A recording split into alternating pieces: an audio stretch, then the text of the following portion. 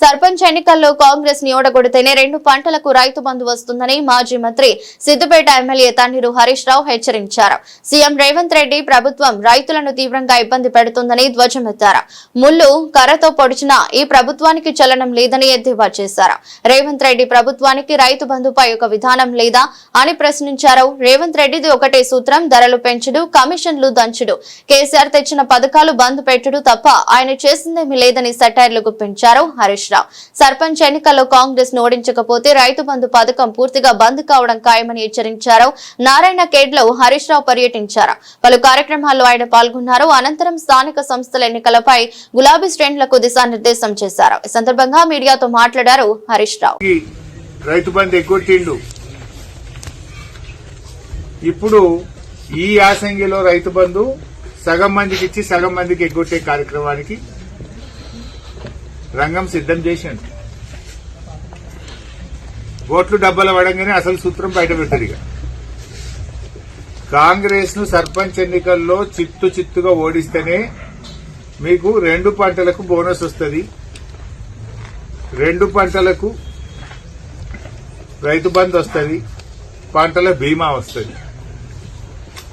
ఎన్నికల ముందు ఒక మాట, ఎన్నికలు అయిపోయినాక ఒక మాట.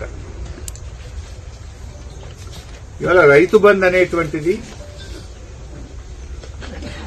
అన్ని పంటలకు 2 పంటలకు కూడా ఇవ్వాలి. గతంలో కేసీఆర్ 11 సార్లు ఇచ్చిండు. ఒక్కసారి కాదు, 2 సార్లు కాదు. రైతు బంధును 11 సార్లు 11 విడతల్లో ఇవ్వడం జరిగింది. కరోనా కష్టకాలంలో కూడా రైతు బంధు ఆగలేదు. ఇప్పుడు నువ్వు ఎందుకు ఆపుతున్నావు? నిన్న వ్యవసాయ మంత్రి స్పష్టంగా చెప్పిండు, పంట వేసిన విస్తీర్ణానికే రైతు బంధు ఇస్తాము, మిగతా వాళ్ళకి ఎగ్గొడతాము అని చెప్పిన తుమ్మల నాగేశ్వరరావు. మరి రేవంత్ రెడ్డి నీ పాలసీ ఇదేనా? యాసంగికి ఇప్పుడు ఎగ్గొడితే నాకు తెలిసి నారాయణఖేడ్లో 1,000 మందికి వస్తాయి, 12 మందికి రాదు. ఇదంతా పత్తే కదా. అయితే పత్తి లేకపోతే కందులు, వరి ఎంతో 10-20 పైసలు ఉంటుంది అంతే. అంటే ఇప్పుడు అందరికీ గుండు కొట్టుడేనా? కదా ఈ రాష్ట్రంలో 70 లక్షల ఎకరాల్లో ఒకే పంట పండుతుంది. హార్టికల్చర్ గాని, చెరుకు గాని, మిరప గాని, కంది గాని, పత్తి గాని 70 లక్షల ఎకరాల రైతులకు ఆగం పట్టించలేను. అంటే నీ విధానం ఏంది?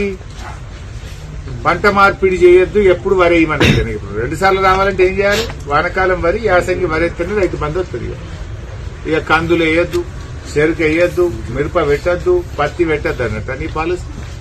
ఏంటిది నీ పాలసీ అని నేను అడుగుతా ఉన్నాను. మొన్న వానకాలం 1,46,00,000 ఎకరాలకు రైతు బంధు డబ్బులు పడ్డాయి. ఇప్పుడు యాసంగి కూడా 1,46,00,000 మందికి ఇస్తావా? సగం మందికి ఎగ్గొడతా అని నీ వ్యవసాయ మంత్రి చెప్తున్నాడు. దీని మీద ముఖ్యమంత్రిగా నీ విధానం ఏందో చెప్పాలని తెలంగాణ రైతుల పక్షాన ఈరోజు నేను డిమాండ్ చేస్తా ఉన్నా. యావత్ తెలంగాణ రైతుల పక్షాన్ని నేను అడుగుతా ఉన్నా రేవంత్ రెడ్డిని. నువ్వు అప్పుడు 3 పంటలకు ఇస్తా అన్నావు, ఇప్పుడు నీ వ్యవసాయ మంత్రి 1 పంటకే అంటుండు. అసలు నీ విధానం ఏంది? ఒకసారేమో రైతు బంధు 5 ఎకరాలకే ఇస్తాను ఒకసారి చెప్పినావు, ఒకసారేమో 3 ఎకరాలకు ఇచ్చి ఎగ్గొట్టినావు, 1 పంటకేమో రైతు బంధు మొత్తానికే ఎగ్గొట్టినావు.